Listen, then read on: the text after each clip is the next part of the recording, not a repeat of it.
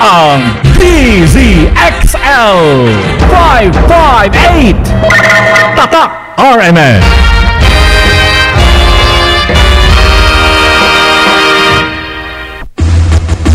Narito na ang numero 1 pagbabalita sa radyo na araw-araw.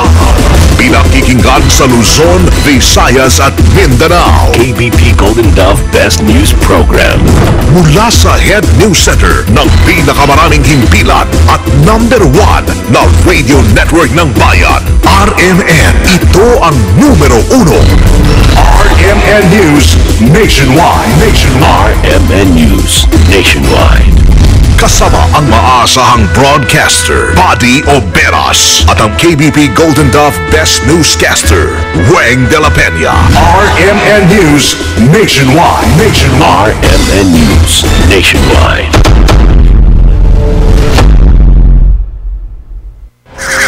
Headlines. Ngayong tanghali sa RMN News Nationwide, Malacanang dumepensa sa mga batiko sa VIP treatment kay Janet Lim Napoles.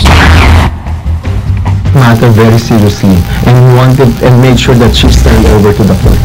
Kaya yun po ang ginawa ni ang ating Senate Blue Ribbon Committee investigation sa pork barrel scam umarangkada na sa Senado. Ilang kongresista at senador na dawit sa inilabas na COA report.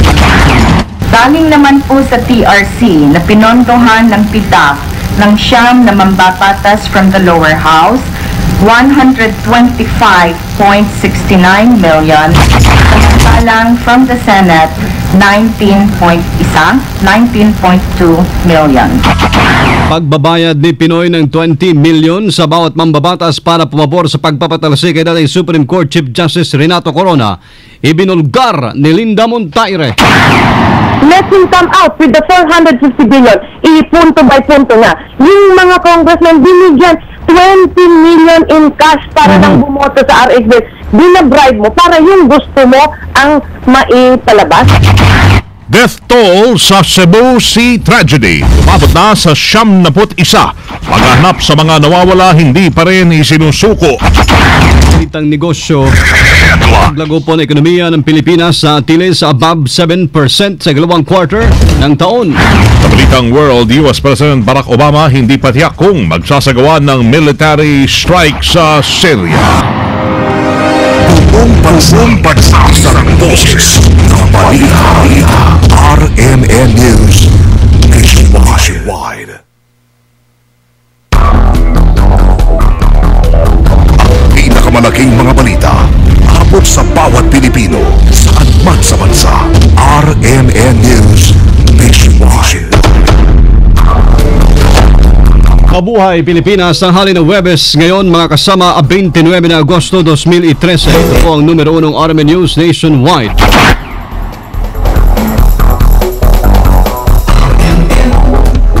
Ako po si Buddy Oberas. Ako naman si Weng de la Peña at tayo po ay live na live sa DWAR 103.9 RMN Palawan, DYHB 747 RMN sa Bacolod, DXBC 693 RMN Butuan at sa DXCC 828 RMN Cagayan de Oro. Live pa rin international by www.rmnews.com at WRMN New York, USA. At sa lahat po ng ating mga number 1 AM station sa buong bayan. RMN News Panahon. Kasama tuloy na po ng alabas ang Philippine Area of Responsibility ang bagyong Nando.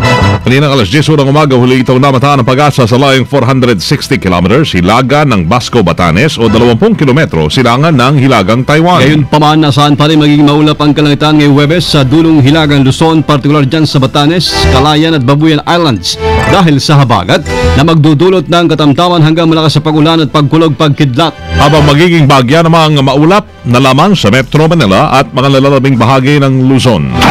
Samantala, patuloy na minumonitor ang pag-asa sa bagong low pressure area na namataan sa labas po ng PAR, silangan ng Extreme Northern Luzon, at sakaling niya ay maging bagyo, tatawagan siya sa pangalang Odette.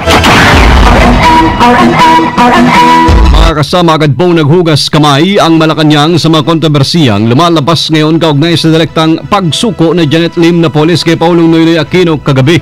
Una nang kinu-question ang VIP treatment kay Napoles at tila scripted na pagsuko nito. Sa press con kanina umaga sa Malacanang, nilinaw ni Presidential Spokesperson Secretary Edwin Lacerda na wala silang inilatag na special treatment kay Napoles. Ang ginawa hakbang ng Pangulo ay bunsod ng paglapit sa kanila na abogado ni Napoles na si Attorney Lorna Kapunan at bilang proteksyon sa buhay nito. Si Lacerda naging daan para maipabot ni Attorney Lorna Kapunan sa Pangulo ang pagsuko ng kanyang kliyente. The President views this matter very seriously and wanted and made sure that she's turned over to the court. Kaya yun po ang ginawa ng ating and Executive Secretary Ochoa and informed them that according to Attorney Lorna Kapunan, Ms. Janet Napoles was willing to surrender. The President already instructed Secretary Marrojas to turn over the custody to DILG or to PNP. Ang sabi po ni Attorney Kapunan sa amin at inulit po ito ulit ni Attorney Kapunan sa harapan ni Presidente na given the situation, siya lang ang tanging taong mapagkakatiwalaan ng pamilya Napoles. Nilinaw naman ni Lacerda mga kasama na hindi ito ang unang pagkakataon na may sumukong pugante sa isang Pangulo. Handa rin naman ang Pangulong tanggapin iba pa mga fugitives na gustong sumunod kay Napoles. Sa ngayon ay wala pa impormasyon ng palasyo sa sinasabing pagsuko naman ng kapatid ni Napoles na si Reynold Lim. May 5 milyong pisong reward. Wala namang makikinabang sa 10 milyong pisong reward ni pinatong ng Pangulo kay Napoles. Kung gusto po nila, bakit po hindi? Tapos po si Pangulo ang kayo tungkol dyan. Wala. Ay, yung sa kapatid niya, wala pa ano. According to Secretary Marrojas, total at large pa siya. So yung bounty, I understand, stays. Si Presidential Spokesperson Edwin Lacerda. Posibleng ay natakot si Janet Lim Napoles sa 10 milyong pisong pabuya na ipinatong sa kanya ni Pangulong Noynoy Aquino kaya't naisipan itong sumuko. Ito ang nakikita ng batikang abogado na si Atty. Jose Flaminiano hinggil sa pagsuko ni Napoles na naharap sa kasong serious illegal detention. Ipinagtataka rin ni Flaminiano kung bakit umabot sa 10 milyong piso ang reward kay Napoles, gayong walang kinalaman ang warrant of arrest nito sa pork barrel scam. Ay, hindi ko malaman kung ano yung connection dyan. Pero ang tingin ko riyan, baka natapos siya na nagkaroon ng bounty na reward of 10 million pesos para sa ikadarakit niya, no? Yes, sir. Doon siguro masyadong natapos.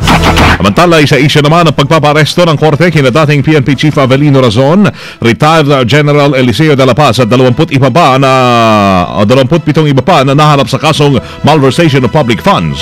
Sinabi ni Flaminiano na mabigat ang kasong kinakarap ng mga ito na ibinase ng korte sa laki ng halagang hinahanap sa kanila ng gobyerno. Katayan nito, tatagal ang takbo ng 2 kaso dahil marami pang mga isyu ang malalantad sa publiko.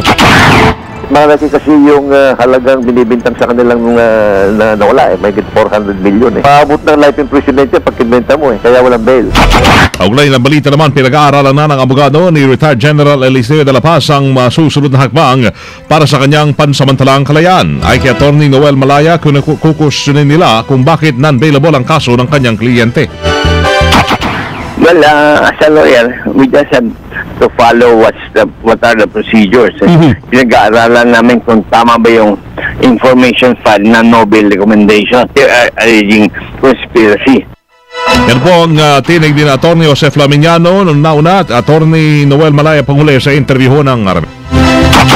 Kasama marangkada na po ang pagdinig ng Senate Blue Ribbon Committee kaugnay sa pork barrel fund scam. Pinanindigan na ilang senador na dinadawit sa anomalya ang hindi pagdalo sa pagdinig. Kabilang po dyan sina Senador Gringo Onasan, Senate Minority Leader Juan Ponce Enrile, Senador Bong Revilla at Senador Tito Soto. Bagamat pamunta sa Senado, nag-walk out naman si Senador Jinggoy Estrada matapos humingi ng excuse na hindi makakadalo sa pagdinig, pero sinabi nitong makakaasa naman daw ang publiko na katuwang siya sa pagsugpo ng korupsyon sa bansa.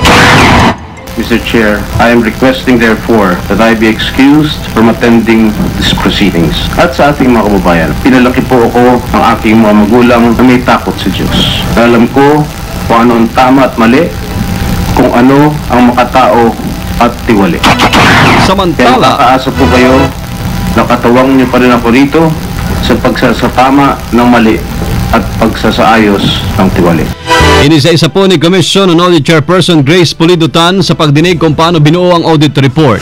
Nang usisay naman ni Senator T.G. Gingona, chairman ng komite, iginit po ni Tan na legal ang paglilipat ng pondo ng bayan mula sa gobyerno papunta sa isang non-government organizations, katulad na lamang ng binuong NGO ni Napoles.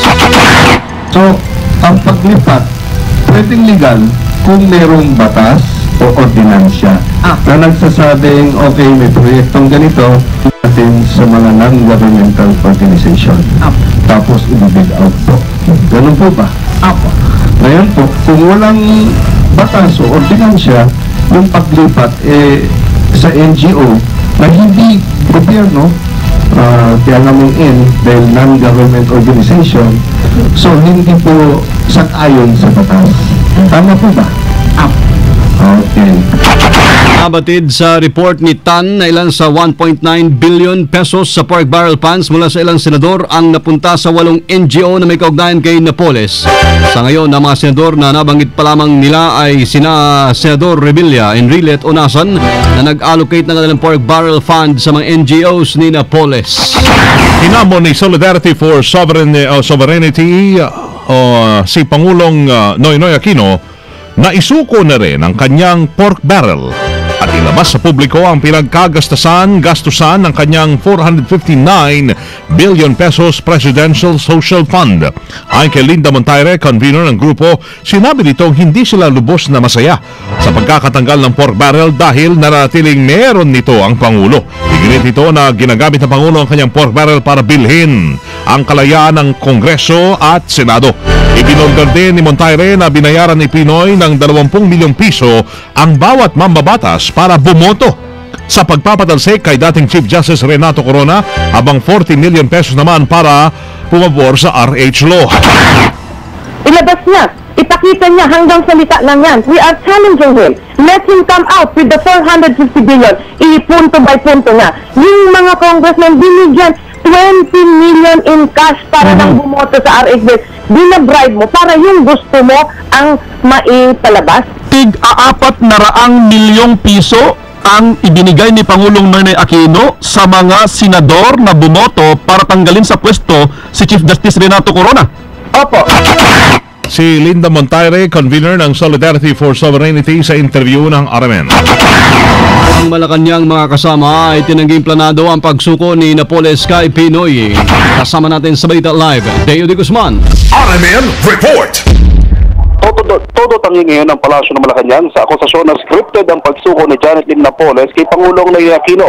Inakasahan kasi ng Kabataan Party List na planado ang pagsuko ni Napoles sa Pangulo upang mapahupa ang lumalakas na panawagan na buwagin ng Pangulo ang kanyang pork barrel o Presidential Social Fund.